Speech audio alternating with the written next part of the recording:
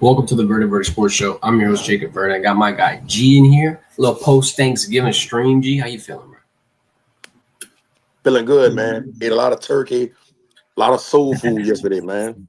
What was your favorite, bro? Come on, you got to give me the best dish, best dessert. Yeah, I'm going to leave it at that. Strawberry cheesecake from scratch. Damn.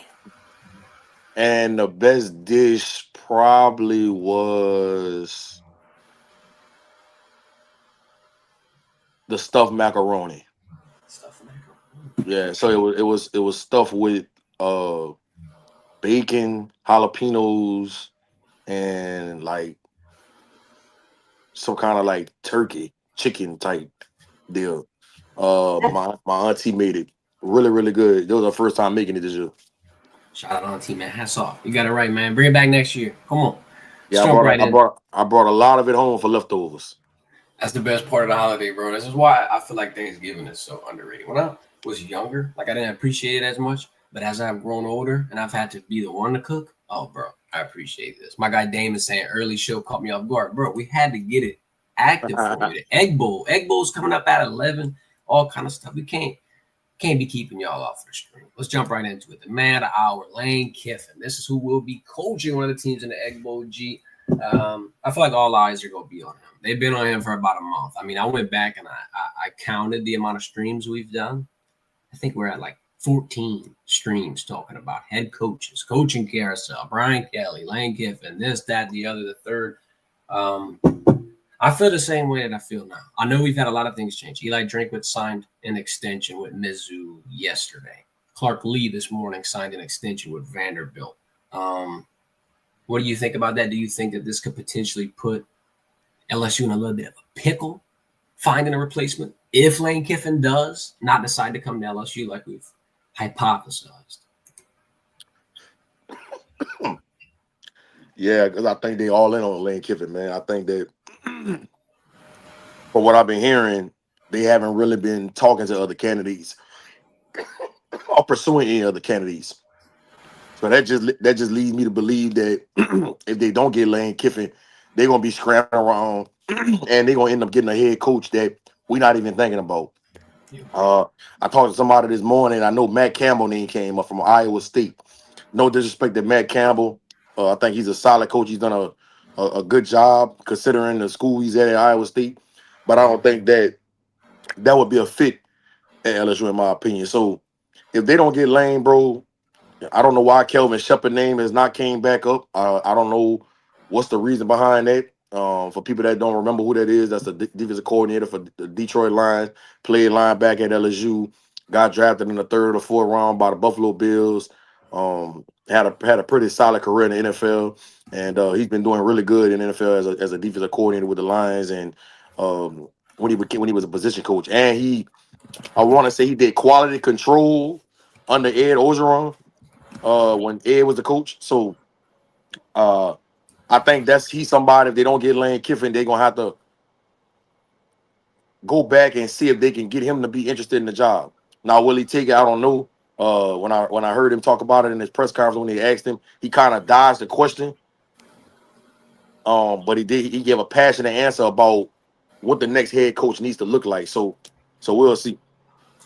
Yeah, and I feel like dating back to last week when we first started entertaining the idea of Lane Kiffin not being a coach, a lot of people were like caught off guard by it. But I mean, I'm gonna double down on what we said because I feel like this could be a blessing in disguise and cycle back to the rumors of $93 million and obviously what Tyrann Mathieu said, which I never got to ask you about yet. I want to open the floor for that because he made a good point, bro. And I feel like there's such a value in having experience. Like, bro, he's in the locker room. And he's not just in a college locker room. He's in a Super Bowl winning locker room. If anybody has a pulse on what's a championship culture, I'm going to put my chips on a honey badger being able to figure it out. So him coming out saying, man, do we really want a guy that's showing us his disloyalty? That's a very good point. Like, bro, he's in the middle of what he would theoretically want to build.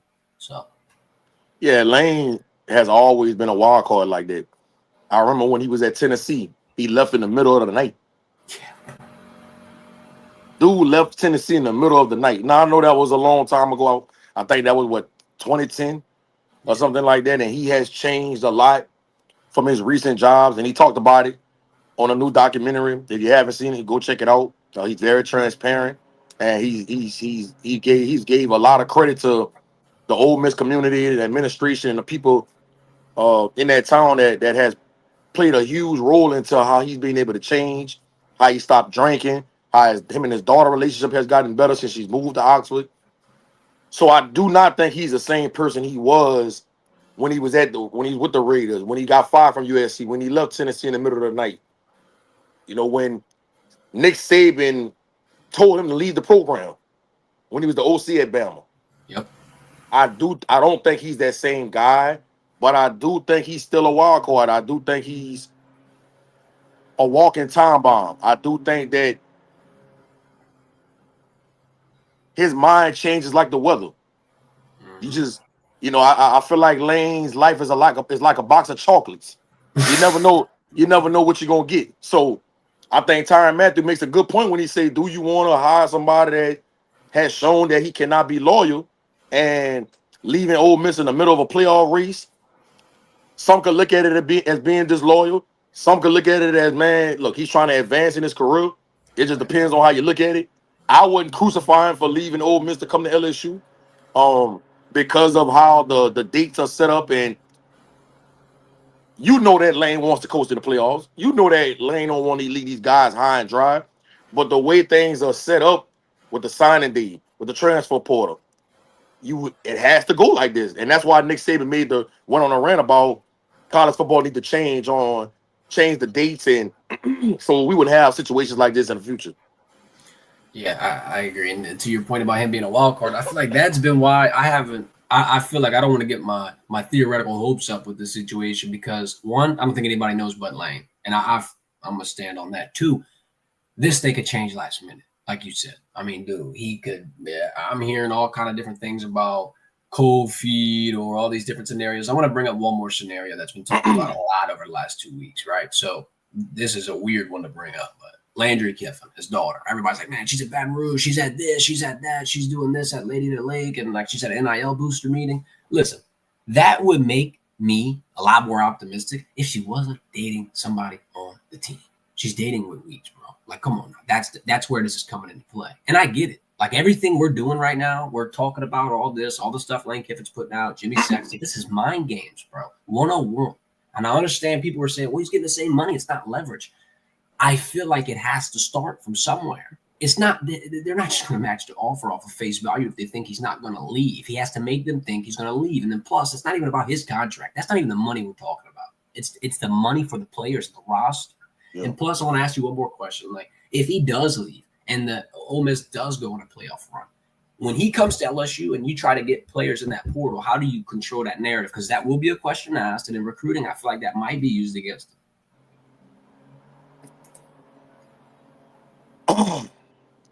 I mean, you got to just hope he has some type of integrity to not pluck any of those players from Ole Miss to go wherever he's going. The Lane Kiffin that I've talked to about with other people, he is somebody that would do that. From what people that I know that know him, they say 100% he will take players from Ole Miss and bring them wherever he's going. Now we'll see. Him and the athletic director at Ole Miss, from what both of them say, sound like they have a really good relationship. Maybe he might have had an agreement to say, look, I'm not going to take kids from Ole Miss wherever I go. I don't know. But I know guys that have worked with Ole Miss. Worked with Ole Miss. Worked with Lane Kiffin in the past and know him. They say he will definitely take kids from Ole Miss, and they say it won't be a good look. So, is he wrong? No. Is it a bad look? And it's going to leave a bad taste in the fans and the administration at Ole Miss. It's going to leave a bad taste in their mouth, of course. But that's college football, bro. His job is to put the best product on the football field and win games. And if he needs players from Ole Miss to help him do that, I mean, can you blame him? Hello, Trinidad Chambers. That's where my mind went right away. I don't think Trinidad Chambers has any more eligibility. Oh, I thought they were trying to figure it out. That's true, because he got that Fair State stuff. Wait, hold up. I got a question. So the D2, man, they should make the D2 like the JUCO stuff where it don't count toward that eligibility. Yeah, I mean, don't quote me on that, but I know he was a senior. I know he's a Yeah. senior. No, I So think you're right because Lane did mention something about Chandler's trying to get another year. I ain't gonna lie, I did hear yeah, that. he's a, I he's want to. I know we talked about Shepard potentially being a backup option. I want to pick your mind about Summerall and then the Frank Wilson thing because Jacques Doucette, WAB9's sports reporter, put out a package this morning with Harlan Berry's parents. They made a comment that I feel like resonated with me pretty well. They said that if, or well, regardless of what happens, regardless of who's hired, they want Frank Wilson retained. If that happens, it seems pretty clear that Harlan Berry is retained. And that's one of the key players that I feel like you have to make sure that stays in LSU's roster. So, with that being said, what's your internal thermostat on those two candidates? from somebody that's pretty close to the Florida and John Summerall situation. I'm hearing that John Summerall, if Florida doesn't get Lane, that John Summerall is going to take the Florida job. That's what Okay. I'm hearing. Um, will that change? I don't know, but a couple people that I talked to that's close to the Florida situation and close to John Summerall that he's supposed to be taking that job. So, Interesting. uh, as it pertains to Frank Wilson, I think it's a 90% chance whoever gets the LSU job will retain Frank Wilson. Uh, you would be stupid to come and take LSU job and get rid of Frank Wilson, who is the godfather of Louisiana. When you talk about recruiting, when you talk about understanding his state, when you talk about knowing the ins and outs of what goes on at LSU for as in administration, boosters, just the players, just how things go and the culture of LSU.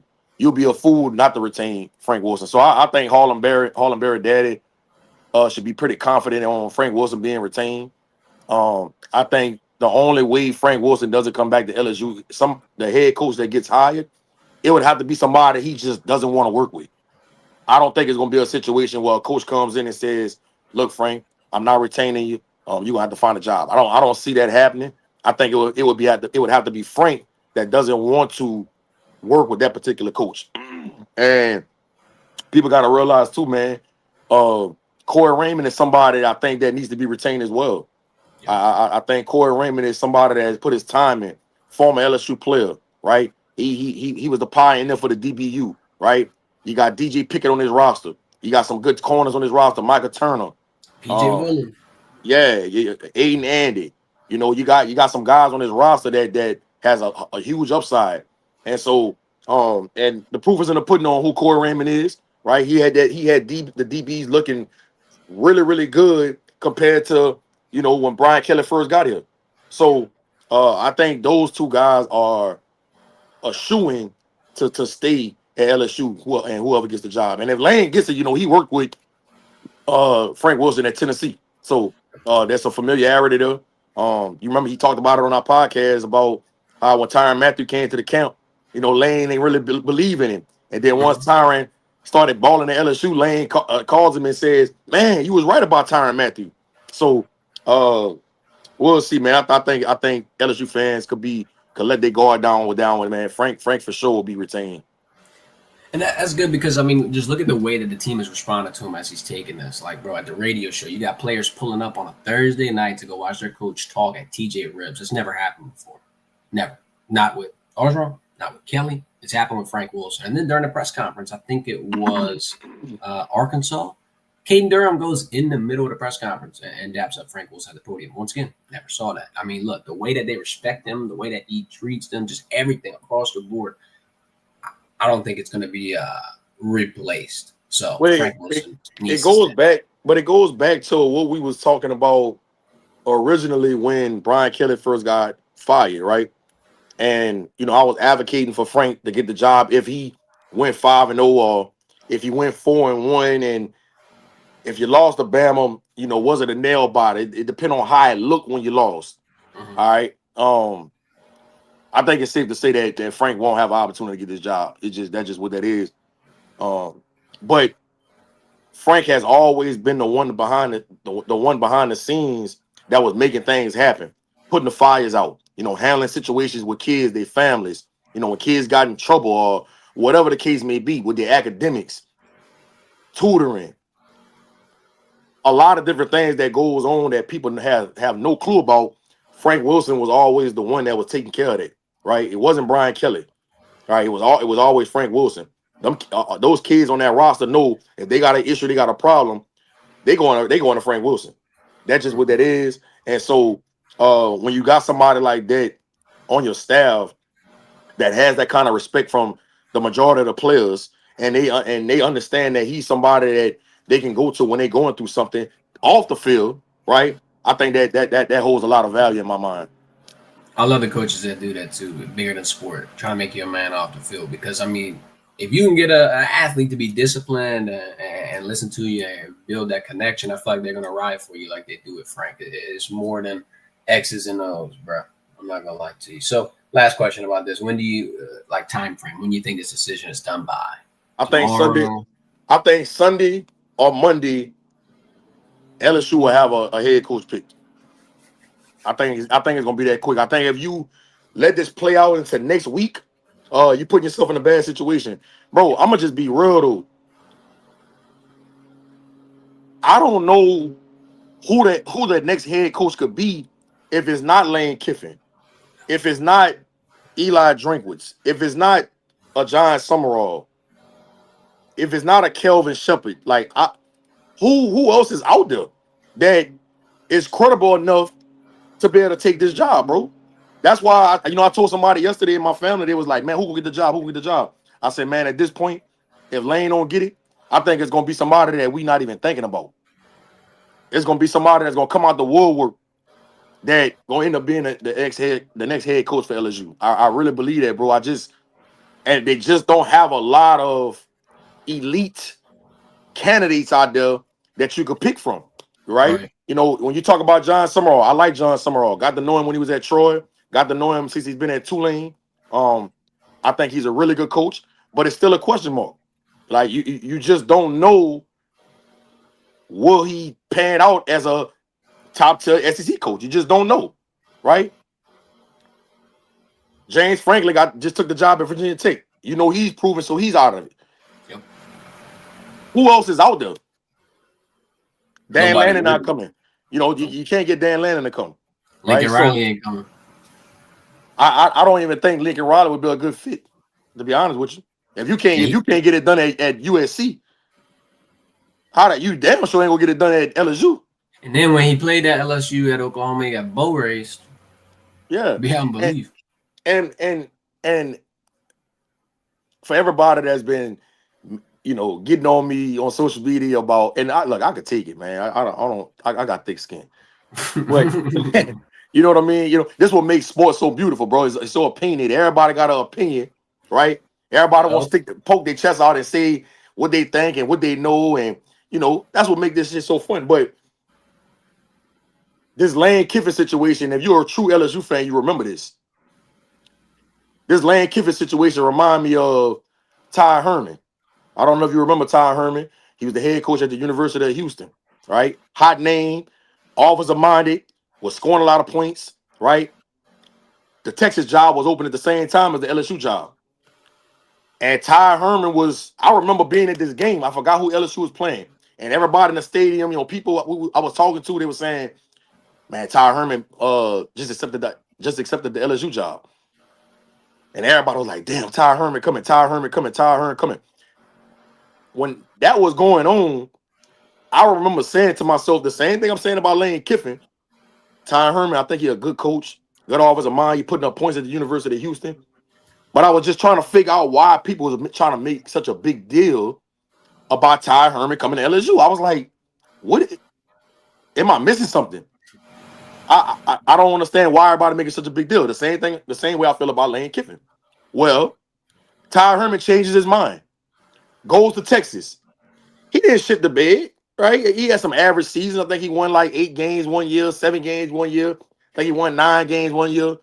But having said all of that, he never reached the ceiling that Texas wanted him to reach. And they ran him out of town. And last time I checked, Ty Herman went to Florida Atlantic after that and had 2 losing seasons. And I don't even think he's coaching right now. Just saying, everybody made a big deal, fans, media, about Ty Herman potentially coming to LSU And when he didn't come, everybody was like, "Oh my God, we didn't get Ty Herman." And I just couldn't understand why people make it such a big deal. So when I say stuff like that, people take it as I'm saying Lane is not a good coach and LSU shouldn't go after Lane. And that's not Right. what I'm saying. Y'all gotta have better comprehension skills, man. You know what I mean? Like, listen Pick up to a what I'm book, saying. dog. Yes, listen to what I'm saying. I'm saying, yes, you should be going after Lane. But we acting like this is a can't miss hire. It's not. This is a wild card. This is like going by a lottery ticket. Literally. This is not Nick Saban. It's not Urban Meyer. This is not somebody that you just know for sure gonna come here and put you in position to be in a national championship race year in and year out. You just don't know. You don't know. No. And that's the point I've been making this whole time. And for everybody that made such a big deal about the whole Eli Drinkwitz segment that I said, right? Well, Missouri must feel the same way I feel. Because guess what? Guess what? He's the sixth highest paid coach in all of college football right now. So they must Yeah. think the same thing I think. Light job. Light job, G. Nah, honestly, look, I'm gonna God cycle damn back it. to one of the takes that you had early in the season. You're like, man, look, we got to be honest. We got to tell the people the truth. We can't tell them what they want to hear. And that's the Yeah. thing that people are missing, bro. I had somebody in the comments too, now that you mentioned it, just talking about like, man, y'all must hate LSU, bro. No. Like, bro, I Oh, went to LSU. I'm an LSU alum, yeah. bro. I Just would gotta be like to see real, bro. LSU win 100%. I don't want to put everybody in a situation where they just listening to this show just to hear LSU positivity. Like, bro, this We is exactly how I feel. I think we Lane not a yes, Kiffin we is not on yes point. men. We not Right, yes men. right. And sometimes it's gonna hurt. Sometimes you're gonna want to hear the positive. You don't want to hear the fact that LSU might be in a bind. They don't want to hear the truth. They don't hear Sometimes it. the truth hurts. They don't hear it. And Sometimes. look, LSU fans, the ones that's watching the stream, what you don't want to happen, don't turn into a Cowboys fan.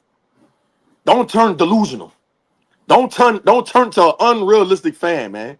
And that's what LSU fans are trending to. You're trending Yeah. to being a Dallas Cowboy fan. I hate Dallas Cowboy fans. They think they're gonna win a Super Bowl every year. They think they got the best team every year. Stop it. Stop it, bro. We gotta be real. Gotta be real. All right, G. I wanna switch to the top picks. I gotta make the graphic. Because you're 27-13. I'm 25-15. You still ahead by 2. All right. Before we get Winners off of here, win. yeah. I think I might be screwed. I can't lie. This is a tough week, bro. We got easy. I feel like these two games that we're about to pick, we're gonna pick the same, and I might have to curveball you in the last one just to try to grab some ground. Hold up. We got Damon with the super chat, $5. He thinks Kalen DeBoer goes to Penn State and Kiffin might feel froggy and go to Alabama.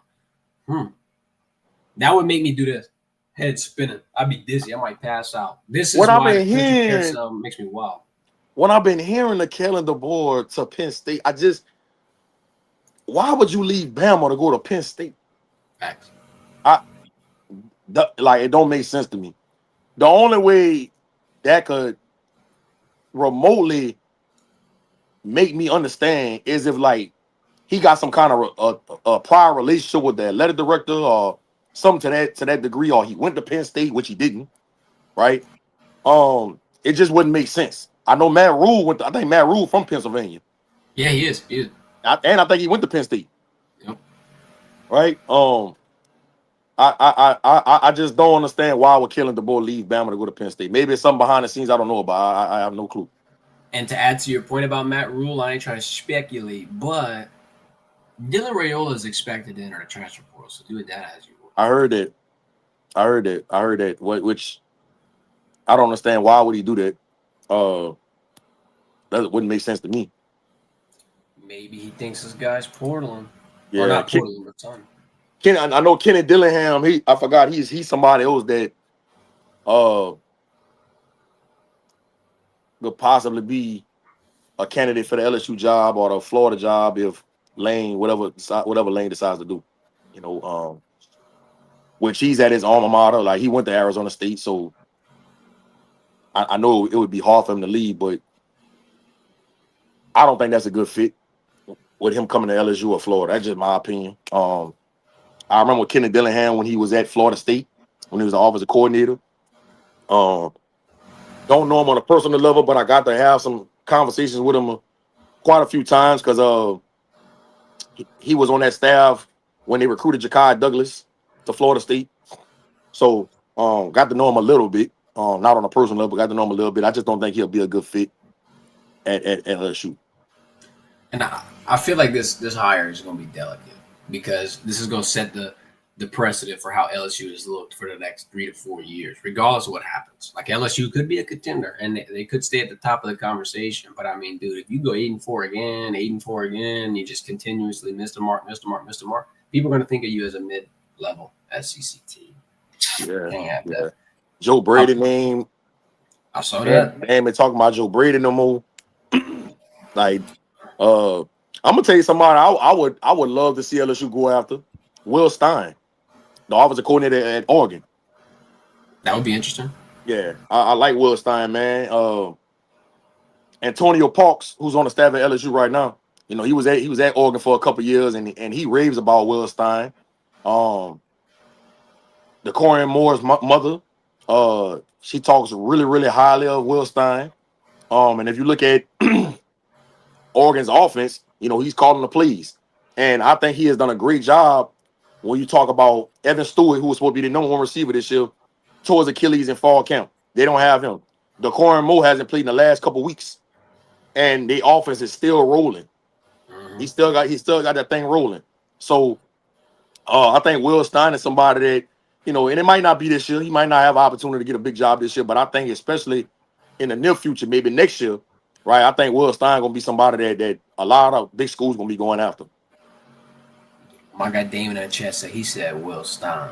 Is this Dante Moore's first year in that system, or was it? Yeah, I'm about to say that because look, DeCorin Moore. Oh, I meant Dante Moore. My bad. The quarterback. Nah, he was there last year. I was about to say that him being able to translate that quickly speaks volumes about the offensive coordinator as well. Yeah, because you got to be able to communicate that. All righty, let's get out. Do the A&M. Whoa! We got one more prediction to do. My bad. I got a little premature. Look at this. Oh my God! LSU's 106 in points, 103rd in total yards, 124th in rush yards. Keep in mind, there's 144 FBS teams, everybody. Oh, Lord. All right, these are the odds. LSU is underdog by a landslide, 10-point spread. I wouldn't take it. I'd stay far away from it. I can't lie to you, though. I think Oklahoma could be the easiest leg of the year. And look, I like to say stuff like that because sometimes the football gods are doing this to me, G. Sometimes they listen. They're like, oh, yeah, I bet. You think it's easy? Cool, watch this. So maybe, just maybe, I juju LSU into winning. So hopefully the LSU fans like to hear that. Sometimes they don't like when I fade them or tell them what they don't want to hear. Remember, we just were talking about that. This time, though, it could work out in your favor. This is the injury report. Out, Braylon Moore, Ori Williams, Garrett Nussfire, Nick Anderson, and Aaron Anderson. Probable, which is crazy, Whit Weeks, Jakeem Jackson, Tyree Adams. Didn't they just say Whit Weeks broke his ankle? How the hell is he probable? This dude, bro, ain't nothing Whit Weeks can't do. I don't even know what the hell he's doing. You gonna shoot him up? Like, bro. You gonna shoot him up? God. This is something that, like, I feel like it's because he wants to play with the brothers, has to be 100%. I don't know. If so, shout out. That's one of the most loyal teammates I've ever seen, or just family members at all. Like I said, though, I'm fading LSU. I don't even got that many keys, bro. Like, I have a couple of them written down. Leave it all out there, like you said. Test the young depth. And please, Lord, just be efficient in the red zone. That's it. That's all I got to say. Don't do the 2 and 14 for third downs, 0 and 3 on fourth downs. It'll happen. I'm sure you're going to have a turnover or whatever, but I don't know. If we could somehow, some way score the 25 points and not have the worst offense since 1978, I'd be a little bit excited. How you feeling, though? I know, heartbreaking. I don't even know how I can get that out of my mouth. That Oklahoma defense is nasty. Yeah. Talked about it on Monday. They are really good at all three levels. The D-line, the linebackers, the secondary. They violent. They play with swag. Man, they punch you in the mouth. I think LSU O-line gonna struggle a lot against Oklahoma's front, bro. I think it's gonna be tough on them. You know, there's already a tough environment with that crowd. The only thing I think LSU has in their favor, and I talked about it on Monday, right? They have nothing to lose.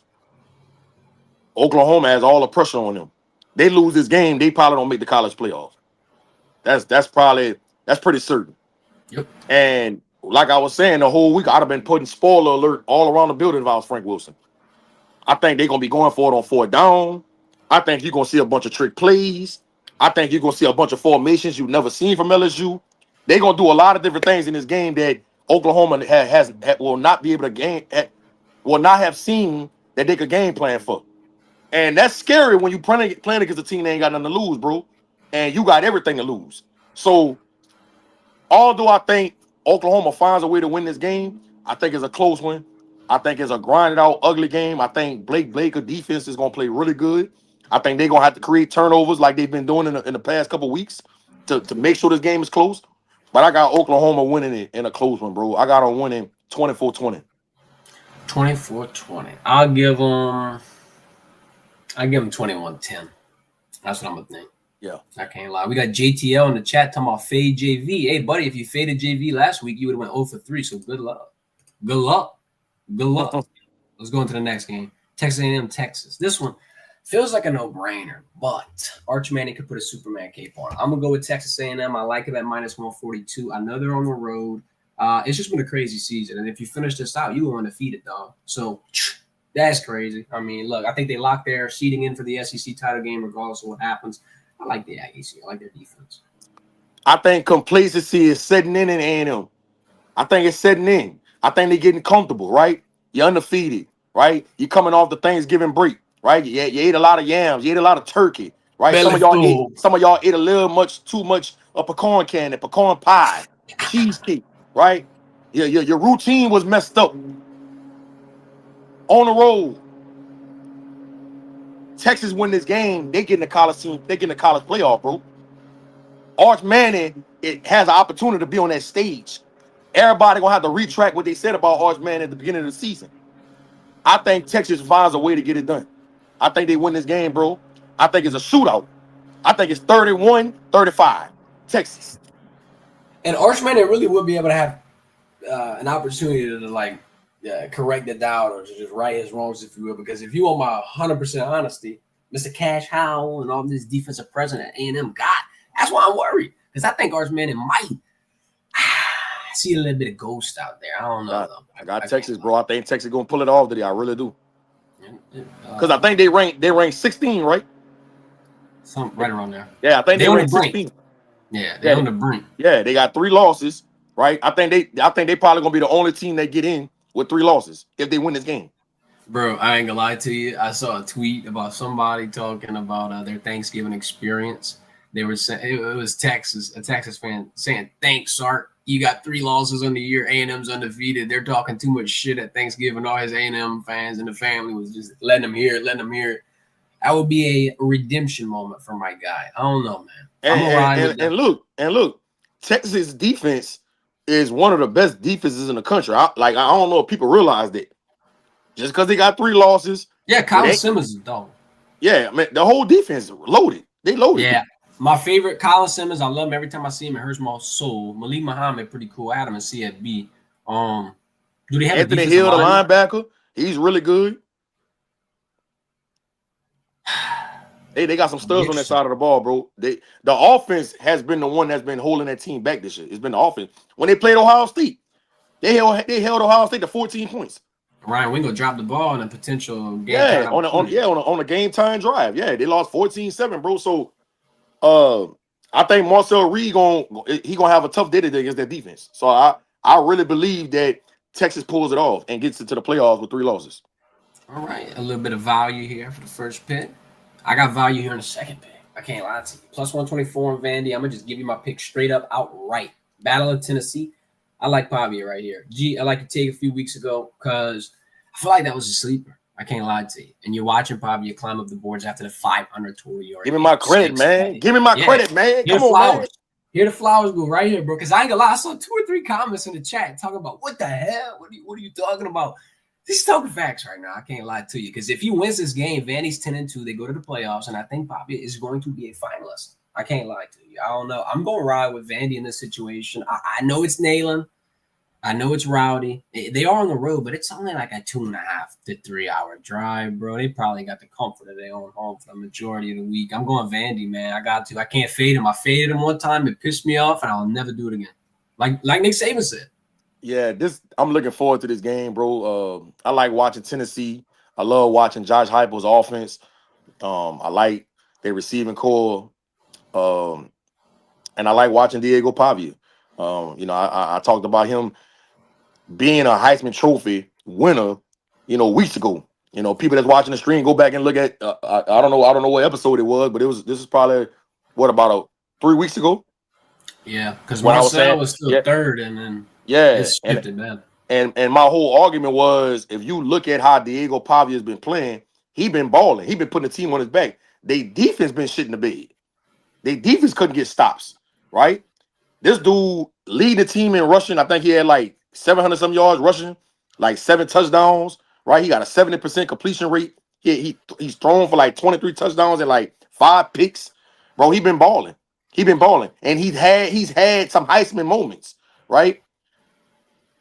I think Vanderbilt wins this game. I think they win this game. I think it's a close one. I think Diego Pavia has another Heisman moment, and this solidifies him as this year's Heisman Trophy winner. I'm going to go Vandy 27-23. If Pavia wins the Heisman, where do you think he gets drafted? Like, can he first round instantly? I don't see it. He's a really, really, really, really, really, really, really, really, really, really, really, really, really, really, really good college football player. Wait, would this be the first Heisman? Would this be the first Heisman not taken in the first round? No, Danny Wolfer won the Heisman Trophy at Florida years ago. You probably was in your Pampers by then, but yeah, he was a Heisman Trophy winner. He got drafted like 5th or 6th round by the Saints.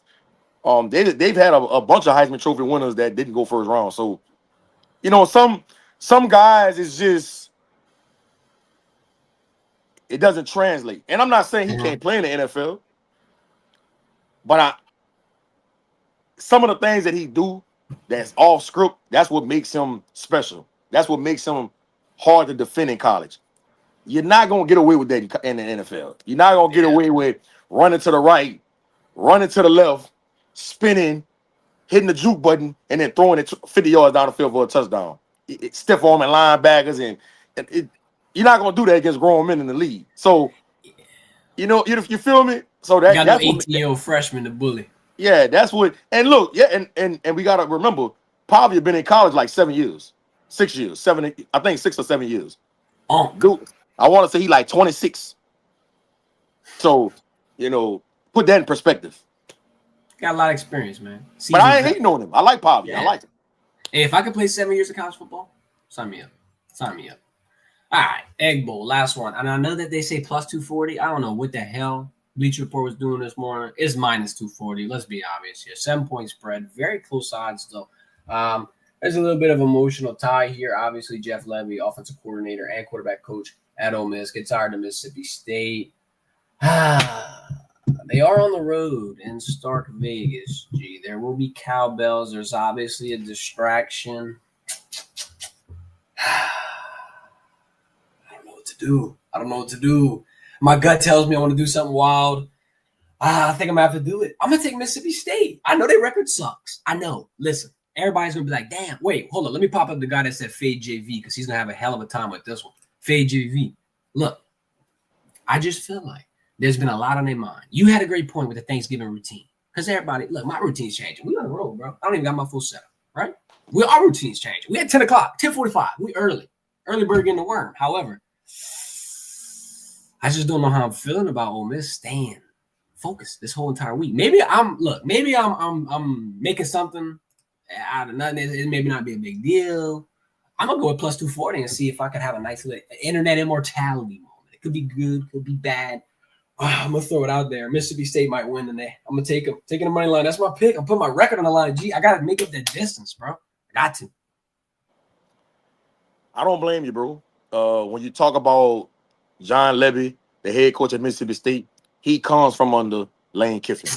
His offense is the same offense Lane Kiffin is running at Ole Miss. It's very similar. So that's the advantage for Levy, right? He's going to be able to help that defense out and let them know when they come out in certain things and tendency-wise what Lane is thinking, what he likes to do. Now, like, you still got to go out there and execute it. But I think that's an advantage for John Levy. Also, this ain't your typical Mississippi State team that you've been watching in the past where, when you see them on the schedule, you just know you about to win by 21 or more, right? If you look at Mississippi State this year, I want to say that it's only One game they got blew out, and that was against Missouri. I think Missouri the only team that blew them out. Other games they lost, bro. It was close games. They went overtime with, was it A&M? It was somebody good. They went overtime with and lost. I think They upset it. They upset it. Number 12, Arizona State. Blake Shapen, who's a boot boy, by the way, the quarterback. He's been playing really good this year. The receivers, Thompson and Evans, they are really good. They got a two-headed monster at running back with Booth and I forgot the other kid name, but their offense is pretty efficient, right? Levy calls the game really, really good. You at home, it's a rival. Yep. You got a chance to spoil a season. Big It's time. the same situation with LSU and Oklahoma, bro. Mississippi State don't have nothing to lose. Ole Miss has everything to lose. And I also think that if Ole Miss does lose this game, it makes it easier for Lane to walk out the door. So I'm with you, bro. I'm going with Mississippi State on the upset, bro. I think they win this game 28-25.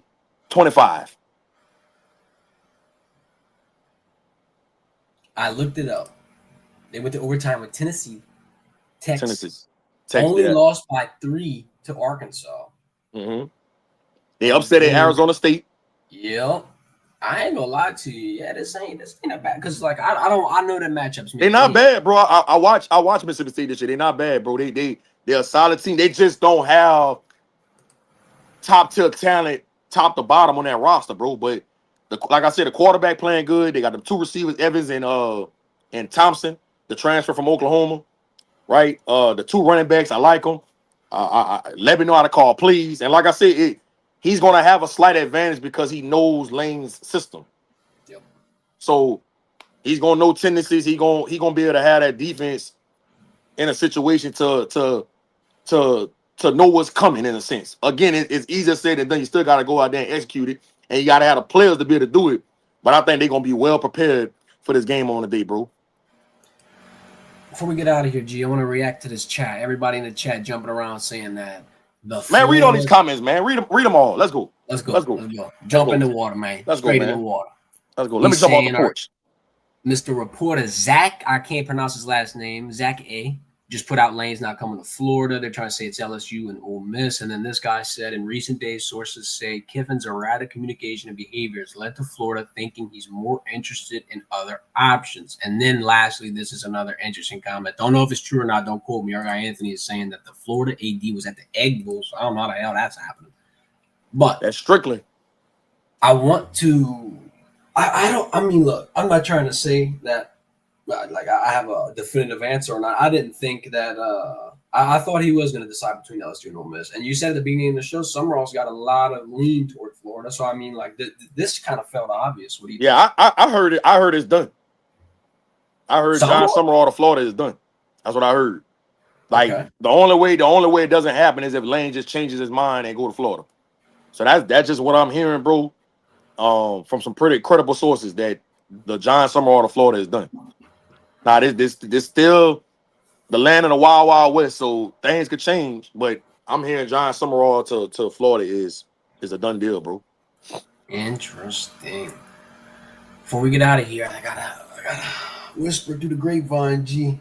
I think we might be live tomorrow. Afternoon, man. Yeah. Everybody, y'all stay tuned, man. I don't know when it's gonna happen, but y'all know the minute that news drops, y'all can count on these two. Count on these two, man. We're gonna be right here reacting to the news. Will it be Lane Kiffin? Will it not be? I don't know, man. Only time will tell. We got about 24 hours though. It's gonna be if Lane decides to stay at Ole Miss or some kind of way he ends up going to Florida,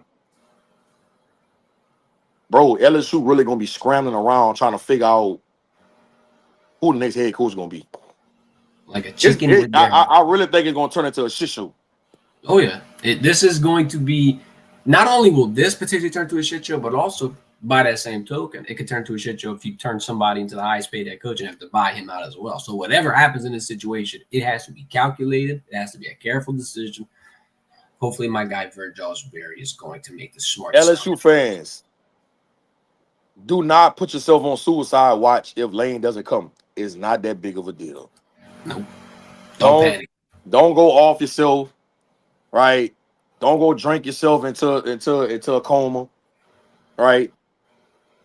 it's gonna be all right. Hit the brakes, everybody. Hit the brakes. LSU won't be able to manage at least 8 wins, man.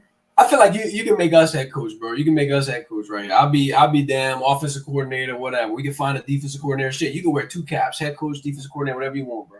I think we can squeeze out at least. We can go 500, man. Come on. You can take your CFB playbook, and then I can try to run some cheese. I'm gonna look up some YouTube RPOs. I'm gonna see what does G Sports use in CFB. See if they got a video on that yet. Come on, about to league it. All right, guys. Appreciate everybody for tuning in with us. In about 8 minutes, Lane Kiffin will kick off his last game, potentially with Ole Miss. Last game of the season, though. So I don't know. Y'all tune in. Y'all don't tell it the Ole Miss fans, boy. They gonna lose their mind. Boy, I know they got some drunk. I know they got some drunk ass people in that stadium right now, saying all kind of shit. Lord, so, I can't wait to see the signs. Yeah, I'm about to ask this with the Egg Bowl. What are the odds that they egg his ass? Can't you bring eggs in the stadium? I can see Lane laughing at somebody they egging. He'll think that shit funny. He'll probably catch that bitch and throw it back. Yeah, or crack it on his head. Scramble it. Like, crack it on his head. Like, yeah, woo! Like that's our strange we trust, man. 100%. I don't know, bro. I don't know what's gonna happen. I think you can flip a coin and you got a better chance of figuring it out at this point. It's 50-50, man. It's 50-50. We'll be here tomorrow breaking it down, though. I ain't gonna lie to you. Somebody, one more. The guy that said Fade JV said, why has G not gotten a spot in the recruiting department yet? Come on, we gotta start it up, man. Let's go. Hey, new recruiting director. Hey, as crazy you say that, I've been offered a lot of jobs in the last 3 or 4 years about coming into player personnel and in the recruiting departments at a couple universities, man. That's crazy you say that. That's fire. Hey, bro, come on. We're gonna see it happen. I like what I do, though, man. I like what I do, man. I like doing things on my own terms. Exactly. Yeah, that freedom, that independence, man. You did. INDEPENDET. All right. We ain't having a spelling bee no more. I'm out of here, dog. One more time, Damon Wilson. Appreciate that 5 ball. Come on, man. Appreciate that, dog. We getting out of here. Hopefully, we got some good news for you tomorrow. I don't know, though. Don't hold your breath. Appreciate your time, G. Appreciate everybody. Hit that like and get out of here.